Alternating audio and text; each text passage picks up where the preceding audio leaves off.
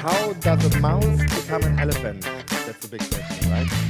The answer is you sell your startup company to a big corporate. This gentleman did it. You sold Epyon to ABB, and now you talk to us about what you're doing. Yeah, thank you very much. I'll talk about what we are doing. You must have a little bit of this deja vu feeling as well, listening to all the stories about paradigm shifts and what happens left and right, and big elephants and small mice and stuff. I was tempted to tell you a slightly different story, but I'll still take you through it and see what we do from paradigm shifts to my wife. And it will all be in one sequence.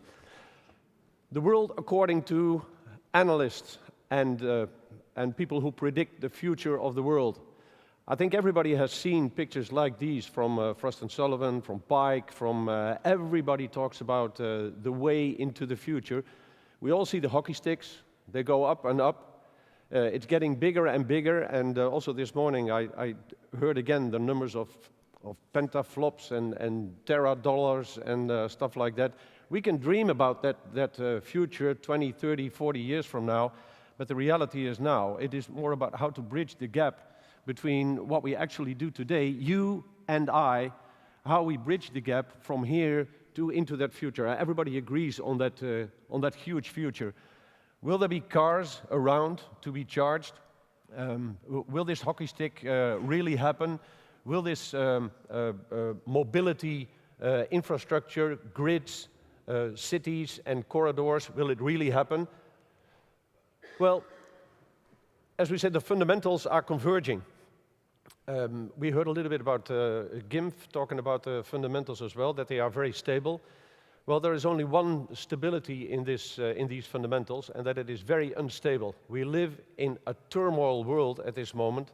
It is an unprecedented economic turmoil and even climate turmoil that we live in the middle of. So it's not the situation of 20, 30 years ago where you can relatively safely predict what was going to happen. With the emergence of the internet, we have seen that some parts of the world start to change much more rapidly. With the tsunami, we have seen that some parts of the world start to change much more rapidly, and it's more how do you handle the disruptions rather than how do you predict the future. If you read the Third Industrial Revolution of Jeremy Rifkin, then you get a little bit of a feeling of what the new blend of internet technology and energy management, distributed energy management, what it means.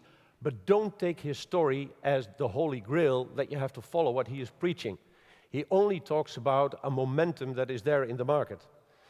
The same for oil versus lithium. There are so many myths about oil and lithium. Let's start with lithium. There's not enough lithium to supply all the electric vehicles. Absolute bullshit. There's more than enough because we haven't looked for it. The most recent huge field that is found is in Afghanistan. Who found it? The Americans. So what did they do? They extended their presence in Afghanistan for just a while. Of course, you have major economic shifts. The main resources for existing lithium are in Latin America. So these economies there, they see a major possibility of dragging some power shifting into their field. If new lithium is being found, then it will shift again and people need to adapt. Oil, there is not enough oil. Bullshit. If you look into shale gas and shale oil, what is there? There is more than enough to supply oil and gas for 5, 6, 7 decades to come at least. It will be at a very high price, of course, but look at what happened to the economy right now. Everybody predicted oil price at $100 a barrel, everything will collapse. Where are we now? 130, 140, and we still drive to Ecosummit in our combustion cars. We still do it. So we adapt to changing realities, and that is much more the reality of today instead of all the paradigm shifts. What is very real is the automotive value chain, what is happening there. Investments are taking place because this simple picture tells a lot. Battery electric vehicles, if you do the intrinsic value analysis of battery electric vehicles, then they are way cheaper than any other alternative, and the plug-in hybrids are the most expensive. But that is not now, that is in the future. It will migrate into that direction, and a lot of companies have seen that that is worthwhile to go for, including all the automotives, including the battery makers, including everybody. But this is not a smooth route into the future. It will have a lot of disruptions. We will see in battery domain, we will see exactly the same as what we have seen in solar. Remember, a couple of years ago, everybody was talking about solar. It followed all the hockey sticks, and what happened with solar? Regulation changed a little bit in Germany and elsewhere, and all of a sudden factories were already built in China, overproduction, price collapsed. With batteries, will happen exactly the same. It is not about how do you handle the hockey stick, then everybody is happy. How do you handle the disruption? That is far more important. Cars will come. The main driver is, if you look at it, what the car manufacturers have projected to throw out onto the market, it is mind-boggling. Every respectable car company will come with an electric vehicle, all anticipating that the prices will go down very rapidly. It will happen. It's not a matter of whether it will happen, literal statement by BMW top. It's not a question of whether it will happen, but when and how. And the when and how is not a hockey stick, the when and how is a disruption. So everybody who denies a disruption and says, I can predict where it's going to, is selling you bullshit. So don't do it. It is how you manage it, like a startup. The big fight that will take place is between everything that comes from the grid and the car. This is a big fight for the consumer, and we know it, with a lot of strategic fights and strategic positioning that will take place. This is not an easy go. So it's not that the grid-side companies, the utilities, are the friends of the car manufacturers. Maybe in the beginning, but this is typical competition. What is the main interest of the car manufacturers? To get the price of the infrastructure and the electricity absolute down to zero. What is the main interest of the grid-side companies? To get the prices of the car down to zero. So if you team up these two, then they want to get each other's prices down to zero. Now that doesn't create friends, that creates friction, and it creates strategic positioning. If you talk about strategic positioning, then you talk about holding others back while you move yourself to the front. And that is disruption in the market, all over the place, and we see it. Very notably, it is how you handle the disruptions is far more important. We heard this morning about startups and how startups are managed. Well, the true nature of a cleantech startup is how you manage fluctuations, how you manage disruptions. It changes on a day-to-day basis. And the closer you get to the internet domain, the quicker the changes come. The closer you move to the CAPEX domain, we'll come back to that, the bigger the changes are. They are massive. So how do you handle the changes? That is more of the question. So we've made a choice in Epyon, before the acquisition by ABB, how to position ourselves to be sure that the sort of business that we are running, that it is at least sustainable through disruptions, and not necessarily picking up the big hockey stick. The hockey stick is a consequence of positioning yourself right. If you cannot handle the disruptions, then you lose out completely. So what we did is, on the bottom right-hand side, you see one of our chargers. We have many of them. They are all connected. They are all connected to a backend system from where we handle the complete power management in the chargers. We do it on a cloud basis to make an interface to the highly fluctuating world of subscriber functionality. That is where the companies live, like the car-sharing companies, the software companies, the app-oriented companies. We've heard a couple of them this morning. That is a highly fluctuating market where if there is some sort of success in a specific app, you have about a lead time of, I heard René Savelsberg of SET this morning saying, okay, they are well positioned, they have a lead time of 15 minutes. Because if an app is successful, 15 minutes later, another app comes. Everybody in the software domain knows that if you work in software and you're successful, bang, everybody will come across you. So we've chosen deliberately to stay in the CAPEX domain. The CAPEX domain is to build a platform for these highly volatile companies to run on top of. So we build a cloud-based interface to this highly fluctuating environment. That can be a big environment based on SAP, but it can be a very small, tiny organization that does only a little application that makes a whole business model feasible. And this fight for creating a business model while you go is much more important than to define what the ultimate winning business model is, because that will not happen. Manage yourself through the disruptions and the fluctuations. There's also a big CAPEX side on the grid side, and we interface to that one as well. If you want to change the grid, smart grid and what have you, it will take decades. It will really take decades because the amount of investments that take place there are absolutely mind-boggling. And I can tell you, I came back yesterday, and Kurt knows from the ABB Group Executive Forum. Yeah, if you are being bought, then you have to appear somewhere. So big guys talking about projects that are absolutely mind-boggling. That's all on the grid side. You talk about HVDC, so new DC grids that are being laid out in the world. If you see the numbers, single projects of billions. So it's not, can I get 5 million investment for my company? It is, let's put this thing out there for 1.2, 1.3 billion, single project. Imagine that. It's phenomenal. And not a single one, but ranges of them. That's all on the grid side. So the charge management functionality is also a CAPEX side. And we focus on that completely. And we interface with the other side. And that is really where you have to build this model, building a way through all the disruptions. This charge management functionality, of course, is a sort of control point for us as well. We can manage the necessary changes in the charger on an update and upgrade basis and build a fundament for new applications. But we don't build the applications ourselves. It's like building an iPad with iTunes without defining what applications you should actually do. Some people in the application domain will be successful. Many of them will fail miserably.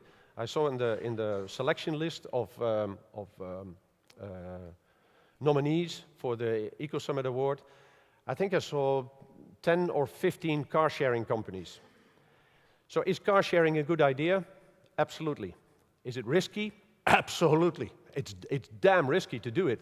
So you better think 2, 3, or 4 times before you say that car sharing is a good idea. It is, but look at your own business if that is going to be successful. This is highly, highly volatile. We have something similar in the charger management and charger business. It is very volatile. We have a handful of competitors worldwide, and they make strategic moves. If we do something clever, they will follow in about half-year time. So our cycle time is a little longer than the app space, but still, we have to work on a half-year cycle time. This is a big conflict with the grid-side functionality.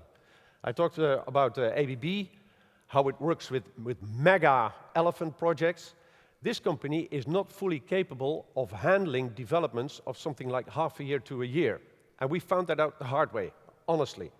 But ABB is flexible enough to allow us to still do development cycles on power equipment that are way shorter than what ABB is used to. The corporate organization doesn't sit on our neck. They want to push us forward because this is what the corporate organization needs. Here you see that even a big company is capable of deciding, and that is really what it is a choice to adapt yourself to a highly fluctuating market and new realities that come on a surprise basis far more than on a predictable basis. So we focus on the charger and charge management functionality, less so on the grid side, that's a real elephant, and not at all on the subscriber functionality. We work with a lot of partners. Anybody who can partner there, we work with them on a case-by-case basis. Now, is this charge management functionality and charger infrastructure, is that a profitable game? Another myth. If you sell electricity, you cannot earn it back. Well, the plain vanilla business case for fast charging, as we are doing here, so 50 kilowatts and up, if you take a look at these chargers and do a base case analysis, then a normal charging service provider can earn this machine back in something like 4 or 5 years. That's the same as for the car. If you do a total analysis of a couple of cars in a fleet domain with a couple of fast chargers, it is very easy and very realistic to make the analysis and say, this is a profitable game. You don't need very elaborate models and paradigm shifts to do it. Stuff is available, you can do it right now. It's whether you make the choice to actually jump into it. You still need to come up with the CAPEX. So big innovations take place now in terms of how do we move CAPEX to OPEX? How do you move about with leasing models? You must have seen that with Renault. So the Renault Fluence is being sold to the market separate from the battery. So you buy the complete car, but you lease the battery in it. And you lease it on a monthly basis. So for a consumer, you see, I can buy a Nissan Leaf for 30,000 euros, but I can buy a Fluence for 20K. If you sum up the lease amount, of course, you pay more. But moving from CAPEX to OPEX, also on an individual basis, is much easier to do. Because you don't have to pay now, you pay later. And everybody knows how that feels. That's not only on an individual basis, but also on a company basis, on a fleet basis. So we see big experiments in the CAPEX-OPEX domain, where you shift back and forth with leasing companies and financing companies. Technology is there, don't change it, but change around a little bit with the perception of how the financing ends up in your balance sheet. That is a big innovation that happens over there. So we went through this, and we were in 2011, where we were a small company, and then ABB pulled us out of the garage. And we were confronted with a very entrepreneurial country, Estonia. I don't know if everybody knows where Estonia is, but if you jump out of the plane, turn right, and keep running, and then after a couple of days you will end up in Estonia. This is a country of entrepreneurs. It's a no-bullshit country.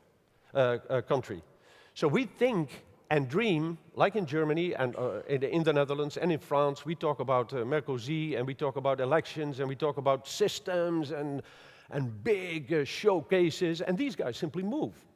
It's a very entrepreneurial, low-wage country, and they simply move. They have one of the highest penetrations of broadband. And why? They don't know. They simply do it. So the government there made a very base case analysis and said, okay, if we put some money in here, then we can save ourselves a lot of carbon credits, and we can do A, and we can do B, and we can do C. They made the math and said, it's a positive game for us. Let's move on. So they put out a tender to see if it was possible to completely cover the country with a fast charge infrastructure. The way they wanted to have it done is simple. Straightforward, today, no big subsystems, no elaborate, we connect everybody to everything. No, I need a charger, infrastructure, and I need cars. How do we manage the billing infrastructure? Well, the billing infrastructure in Estonia is very simple. Everybody pays via SMS. So if you want to park somewhere, you type in your phone, you type in your license plate and the place, and you've paid. It ends up on your phone bill. That system is ran by a company of 10 people. 10 people. It's not more than that. So big ABB teamed up with that small company and said, could we glue this together? We integrated the whole shit in 2 weeks' time, went to the Estonia government and say, here's the bid, and they say, thank you very much, done. So we can go ahead. Phenomenal. So here you see the net result, my wife and Estonia. Estonia will be covered this year with over 200 chargers. Every 30, 40 kilometers you will have a fast charge possibility for electric vehicles. Mitsubishi is rolling in there with a pile of cars. Nissan is rolling in there. And my wife charges there the Nissan Leaf, and that happens side by side. I promise you to take you from the big elephant to my wife. Well, there she is. We have a Nissan Leaf. We drive it already for a very long time. She knows exactly how to charge it. She knows that it takes 15 minutes to charge the car, and that it is not the same as fueling up your petrol car. But if we are together in the car, and we charge in the middle of the night, in Utrecht, in the dark, we are there for 20 minutes, then finally we talk to each other. Thank you very much.